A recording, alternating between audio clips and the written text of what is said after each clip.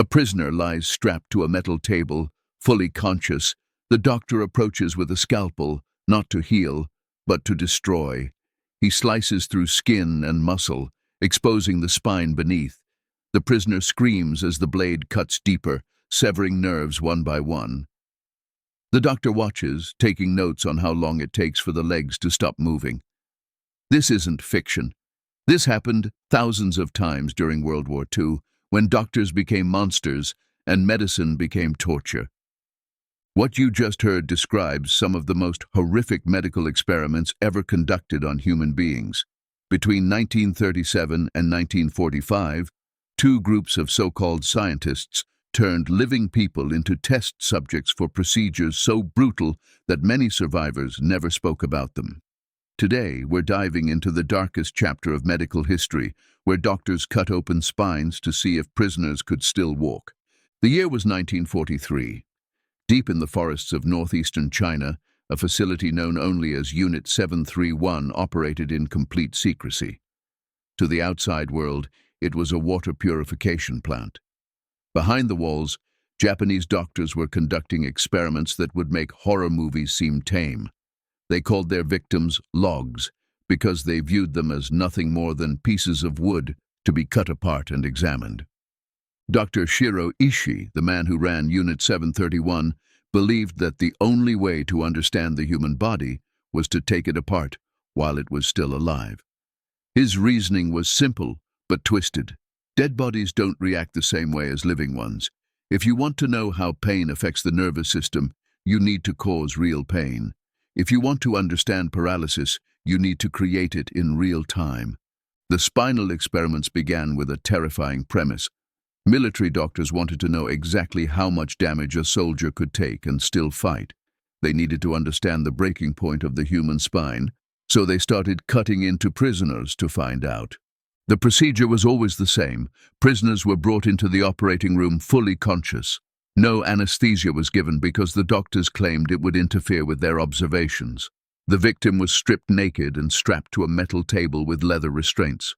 Their back was painted with iodine, just like a real surgery, but this was no attempt to help anyone. The first cut went through the skin, then deeper through the muscle. The prisoner would scream and struggle against the restraints, but the doctors ignored this completely. They were focused on one thing: exposing the spine. Once they could see the vertebrae clearly, the real experiment began. Using surgical tools, they would make precise cuts into the spinal cord itself. Sometimes they removed entire sections of vertebrae. Other times they injected chemicals directly into the nerve tissue. The goal was always the same: to watch what happened to the prisoner's ability to move. One survivor later described watching a fellow prisoner undergo this procedure. The man was conscious throughout the entire operation. As the doctors cut deeper into his spine, his legs began to twitch uncontrollably. Then the movement stopped completely. The doctors measured how long it took for paralysis to set in. They recorded the exact location of each cut. They noted how the prisoner's breathing changed as different nerves were severed. But Unit 731 wasn't the only place where these experiments happened. Thousands of miles away in Nazi Germany, doctors were conducting similar procedures in concentration camps. The most notorious was Josef Mengele, known as the Angel of Death. At Auschwitz, he performed spinal experiments on twins, children, and pregnant women. If you're finding this information valuable, make sure to subscribe because we're about to reveal even more shocking details that most history books won't tell you. Mengele's approach was slightly different but equally horrific. He was obsessed with studying genetic differences, so he would perform the same spinal procedure on identical twins to see if they reacted the same way. One twin would have their spine cut in one location, while the other twin would be cut in a different spot. Mengele would then compare how quickly each twin became paralyzed. The Nazi experiments weren't limited to concentration camps. At Dachau, doctors conducted spinal procedures on political prisoners to test new surgical techniques. They claimed they were developing better treatments for German soldiers injured in combat. But the reality was far more sinister.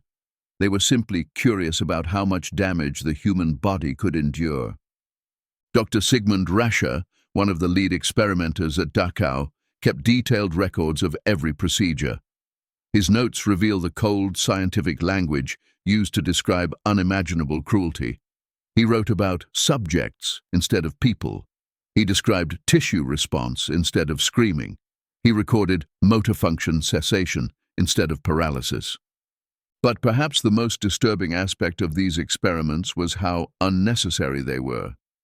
Modern medical experts who have reviewed the historical records agree that these procedures provided no useful scientific data. The techniques were crude, the methodology was flawed, and the results were never properly analyzed. These weren't legitimate medical experiments.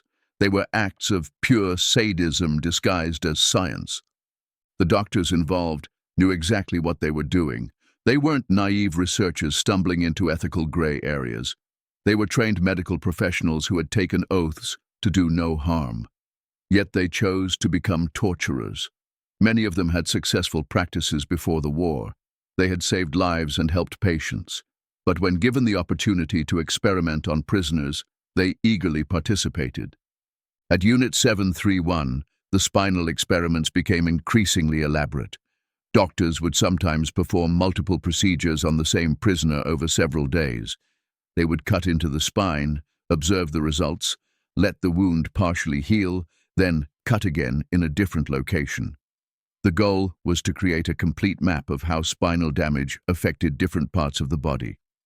One particularly horrific variation involved removing sections of the spine entirely. Prisoners would have entire vertebrae surgically removed while they were conscious. The doctors wanted to see how much of the spine could be taken away before the prisoner died. Some victims survived for hours or even days with massive gaps in their spinal column, enduring unimaginable pain the entire time. The Nazi experiments took a different approach to the same goal. Instead of removing bone, they focused on injecting various substances directly into the spinal cord. Some prisoners received injections of gasoline. Others had phenol or air injected into their spines. The doctors carefully recorded how each substance affected the prisoner's ability to move and feel pain. Children were not spared from these experiments. At Auschwitz, Mengele performed spinal procedures on children as young as 5 years old. He was particularly interested in studying how developing nervous systems responded to damage. His notes described children crying for their mothers as he cut into their backs with surgical instruments. The psychological impact on the victims was just as devastating as the physical trauma. Many prisoners developed what we would now recognize as severe PTSD.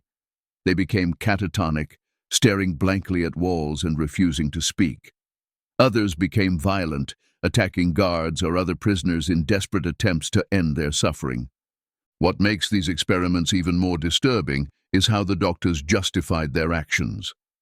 They convinced themselves that they were advancing medical science for the greater good. They claimed that the knowledge gained from these procedures would help save lives in the future, but this was nothing more than self-serving rationalization for inexcusable cruelty. The end of World War II brought these experiments to a halt, but justice was not served equally. The Nuremberg trials prosecuted many Nazi doctors for war crimes. Several were executed, and others received long prison sentences. The trials established the Nuremberg Code, which became the foundation for modern medical ethics and informed consent. However, the Japanese doctors who conducted similar experiments faced no consequences. Instead of being prosecuted as war criminals, they were granted immunity by the United States in exchange for sharing their research data. This deal was made in secret, and many of the Unit 731 doctors went on to have successful careers in post-war Japan. Dr. Shiro Ishii, the man who oversaw thousands of spinal experiments on living prisoners, never spent a single day in prison. He returned to his family in Japan and lived comfortably until his death in 1959. Many of his subordinates also escaped justice, taking high-ranking positions in Japanese medical institutions and pharmaceutical companies. The victims of these experiments rarely received recognition or compensation. Most survivors were too traumatized to speak about their experiences. Those who did come forward were often dismissed or ignored by their governments. It took decades before the full scope of these medical war crimes became public knowledge. The legacy of these spinal experiments extends far beyond the immediate victims. The research data obtained through torture was used to develop medical procedures that are still in use today. Every time a doctor performs spinal surgery, they benefit from knowledge that was gained through unimaginable suffering. This raises uncomfortable questions about the ethics of using information obtained through such horrific means. But there's something even more disturbing that most people don't know about these experiments. Something that connects them directly to medical practices happening right now. Something that suggests the lessons learned from Unit 731 and Nazi medical experiments may not have been learned at all. What we discovered about this connection will change how you think about modern medicine forever, but that's a story for another time.